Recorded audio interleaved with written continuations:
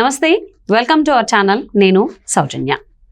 ఆంధ్రప్రదేశ్లో ప్రజలందరూ కూడా ఈ 5 సంవత్సరాలు అంటే జగన్మోహన్ రెడ్డి పాలనలో ఉన్నటువంటి ఈ 5 సంవత్సరాలు కూడా బీసీలు అభివృద్ధి చెందారా అంటే లేదు అంటున్నారు. ఎందుకనంటే కోతలు విధించాడు జగన్మోహన్ రెడ్డి అని. మరి ఏంటి ఆ విధించినటువంటి కోతలు?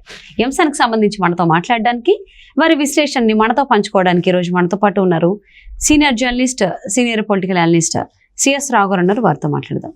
నమస్తే రావు గారు. నమస్తే. జగన్మోహన్ రెడ్డి విధించినటువంటి కోతలేంటి బీసీలు అభివృద్ధి చెందకుండా ఉండడానికి? సో ఒకటి ఏంటంటే బీసీల మీద ప్రత్యేకంగా జగన్మోహన్ రెడ్డి ఎందుకు అంత కోపం, అసలు ఎందుకు తగ్గించాడు? 10% కోత పెట్టాడు రిజర్వేషన్. స్థానిక సంస్థలలో రావాల్సినటువంటి రిజర్వేషన్లలో 10% కోత పెట్టారని చెప్పి బీసీ నాయకులు చెప్తున్నారు. కానీ బీసీ నాయకుడిగా ఉన్నటువంటి ఆర్ కృష్ణయ్య మాత్రం జగన్మోహన్ రెడ్డికి మద్దతు పలుకుతూ ప్రచారం చేస్తూ ఉన్నాడు. ఆర్ కృష్ణయ్య రాజ్యసభ సభ్యుడిగా ఉన్నారు. ఇప్పుడు అవకాశం ఎవరు ఇచ్చారు? వైఎస్ఆర్ కాంగ్రెస్ పార్టీ ఇచ్చింది. ఆయన్ని చూపించి బీసీ ఓట్ బ్యాంక్ని 2019లో ఆల్మోస్ట్ కొల్లగొట్టింది. సో ఆయన 2019లో గెలిచిన తర్వాత జగన్మోహన్ రెడ్డి ఆయనకి రాజ్యసభ ఇచ్చారు. ఎందుకంటే బీసీలందరినీ కూడా వైఎస్ఆర్ కాంగ్రెస్ పార్టీ వైపు మొగ్గు చూపేలా చేశాడు ఆర్ కృష్ణయ్య అనేటువంటి ఆలోచనతోటి. సో ఇప్పుడు ఆర్ కృష్ణయ్య అసలు ఎందుకు చేస్తున్నట్టు ఆయనకి అని అంటే కేవలం రాజ్యసభ ఇచ్చారు కాబట్టి. అయితే నిజంగా బీసీలకి న్యాయం చేశాడా జగన్మోహన్ రెడ్డి అని అంటే 10% కోత పెట్టాడు రిజర్వేషన్లో అనేది క్లియర్గా ఆ సామాజిక వర్గానికి సంబంధించిన నేతలే చెప్తున్నటువంటి మాట. ఎందుకు బీసీలు అంటే జగన్మోహన్ రెడ్డికి లేదా వైఎస్ఆర్ కాంగ్రెస్ పార్టీకి ఒక రకమైనటువంటి వివక్ష అనే దాని మీద చర్చ జరుగుతుంది.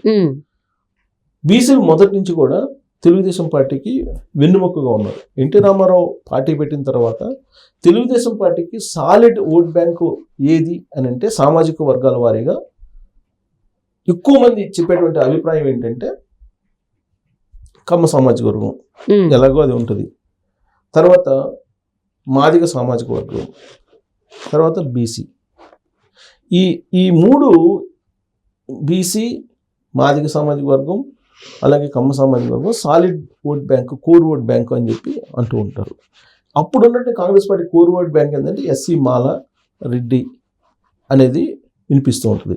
ఇక మారినటువంటి పరిణామాలు చాలా ఉన్నాయి కదా. మారినటువంటి పరిణామాలకు అనుగుణంగా ఒకసారి అటువైపు వెళ్తుంటారు, ఒకసారి ఇటువైపు వెళ్తుంటారు మిగిలినటువంటి క్యాస్ట్లు, సామాజిక వర్గాలు. సో ఇప్పుడు మారినటువంటి పరిస్థితుల్లో ఎన్డీఏ ఏర్పడింది ఆంధ్రప్రదేశ్లో. ఎన్డీఏ ఏర్పడినటువంటి క్రమంలో బీజేపీకి సాలిడ్ ఓట్ బ్యాంక్ ఏంటి? బ్రాహ్మణు, వైశ్య వీళ్ళు ఉండేవాళ్ళు అనేది కోర్ ఓట్ బ్యాంక్ చెప్తూ ఉంటారు. సో ఇప్పుడు ఎన్డీఏలో భాగస్వామిగా తెలుగుదేశం పార్టీ, జనసేన ఉంది కాబట్టి ఇప్పుడు కోర్ ఓట్ బ్యాంక్ ఏదవుతుంది? బీసీ, తర్వాత కమ్మ సామాజిక వర్గం, తర్వాత మాదిగ సామాజిక వర్గం, ఎలాగో core vote bank Telugu Desam party. ఇప్పుడు యాడ్ అయింది ఏంటి? కాపు సామాజిక వర్గం, జనసేన కూడా ఉంది కాబట్టి పవన్ కళ్యాణ్ సామాజిక వర్గం. తర్వాత బీజేపీకి ఉన్నటువంటి కోర్ ఓట్ బ్యాంకు బ్రాహ్మణు, వైశ్య.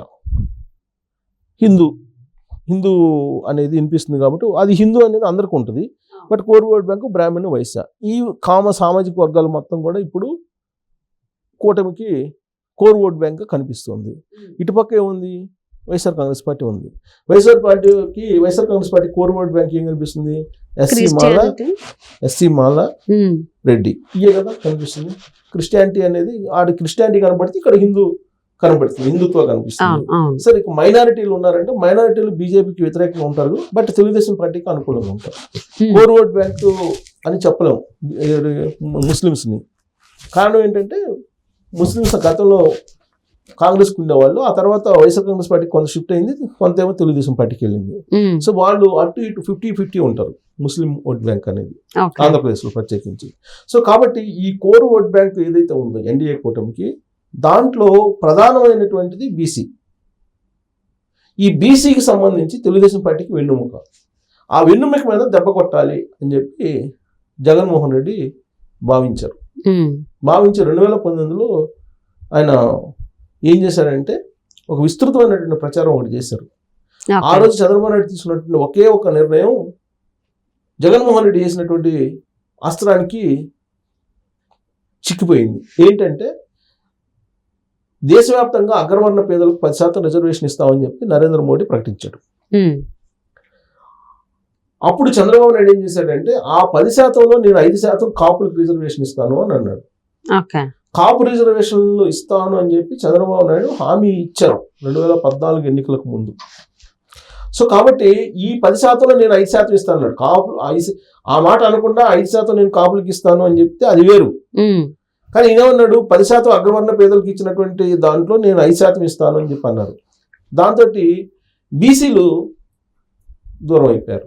ఎందుకు దూరం అయిపోయారంటే చూసారా మీ రిజర్వేషన్లు తీసి ఇవ్వడానికి ప్రయత్నం చేస్తున్నారు అని చెప్పి వైఎస్ఆర్ కాంగ్రెస్ పార్టీ ఆ రోజు చేసినటువంటి ప్రచారం.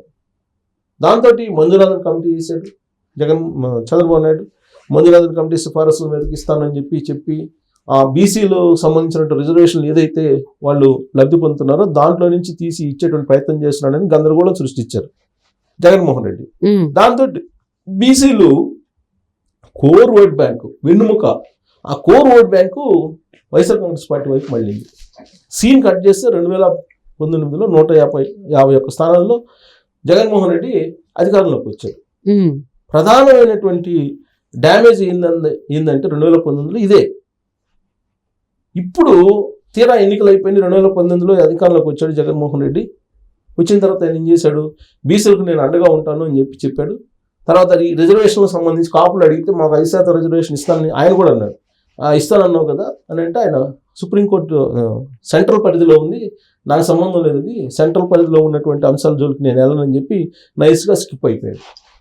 స్కిప్ అయిపోవడంతో బీసీలు జగన్మోహన్ రెడ్డితో అలా కంటిన్యూ ట్రావెల్ అయ్యారు.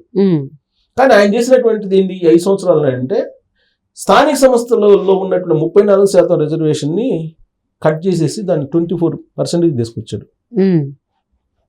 నైస్గా బీసీలకి కట్ చేశాడు 10%. 34 ఉండేది 24 తీసుకొచ్చాడు. తెలుగుదేశం పార్టీ 34 ఇస్తే ఈయన స్థానిక సంస్థల ఎన్నికల్లో స్థానిక సంస్థల అవకాశాలు 24%కే కట్ చేసేసాడు. ఈ విషయం గమనించినటువంటి బీసీ నాయకులు, బీసీ సామాజిక వర్గం చంద్రబాబు నాయుడు నమ్ముకోవడం బెటరు జగన్మోహన్ రెడ్డిని నమ్ముకోవటం కన్నా, జగన్మోహన్ రెడ్డి కేవలం కార్పొరేషన్లు ఏర్పాటు చేసి పదవులు ఇవ్వటం వరకే పరిమితం అయ్యాడు, రిజర్వేషన్లను కట్ చేశాడు. కాబట్టి సామాజిక వర్గానికి పూర్తి స్థాయిలో అన్యాయం జరుగుతుంది.